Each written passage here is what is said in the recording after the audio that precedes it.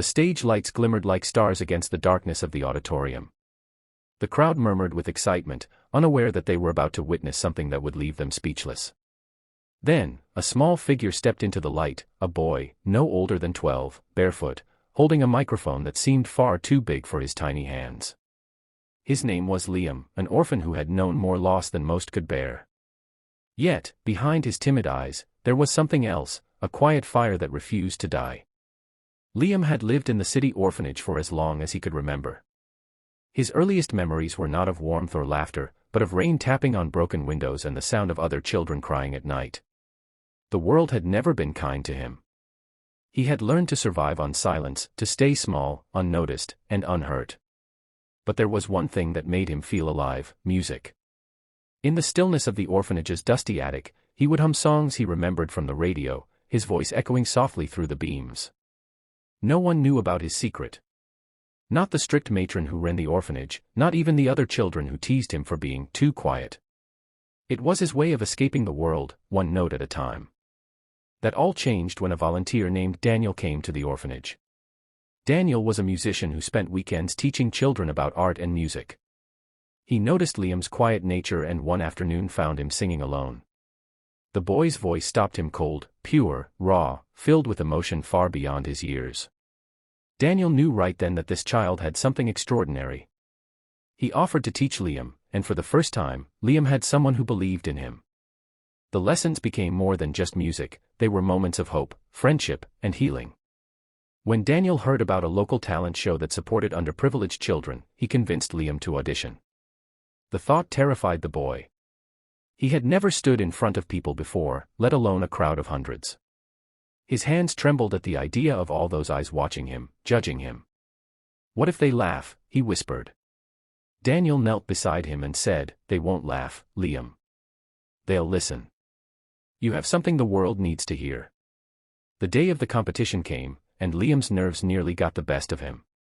The other contestants arrived with their parents and expensive outfits, their laughter filling the backstage area. Liam stood in the corner in his simple clothes, clutching a small pendant Daniel had given him, a tiny silver cross that once belonged to Daniel's mother.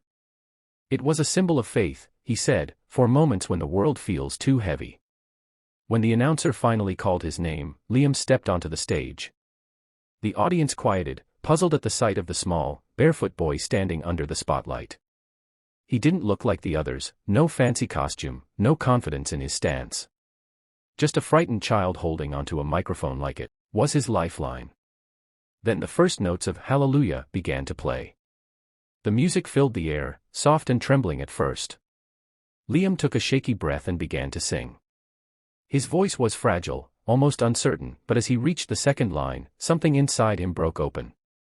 All the pain, the loneliness, the nights of wondering why his parents had left him, it all poured out through his song.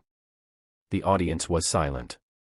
Every word carried the weight of a lifetime of sorrow, yet there was beauty in it, a kind of grace that reached out and touched every heart in the room.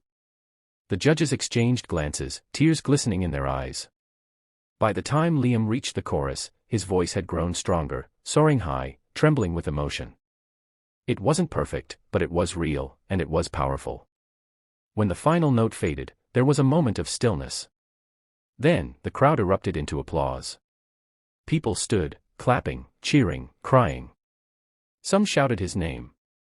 Liam stood frozen, unable to comprehend what was happening. He had never been applauded before. All his life, he had felt invisible, and now, hundreds of people were on their feet for him. Daniel ran onto the stage, tears streaming down his face, and hugged Liam tightly. "You did it," he whispered. "You showed them who you are."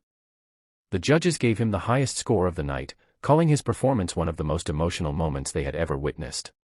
But for Liam, it wasn't about the score. It was about something far more profound. For the first time in his life, he felt seen. After the show, a video of his performance was uploaded online. Within days, it went viral. Millions watched as the little orphan boy sang Hallelujah, and messages poured in from around the world, people saying his voice had touched their hearts, that it reminded them of hope, of love, of forgiveness. Offers came from music schools and talent agencies, but Liam only wanted one thing: to keep singing. Months later, Liam and Daniel started a small music program for orphaned and homeless children, giving them the same chance Liam had been given. He never forgot the stage lights or the sound of the crowd's applause, but what mattered most to him was that his voice could now help others find theirs. Years passed, and Liam became known not just as the boy who sang Hallelujah, but as the man who turned pain into purpose. Every time he sang, he remembered that night, the trembling voice, the tears, the silence that became thunderous applause. He remembered that no matter how broken life seemed, there was always a song waiting to be sung, a light waiting to be found. And so, his story became more than a viral moment. It became a message that hope can rise from the darkest places, and that even the smallest voice can move the world when it dares to speak from the heart.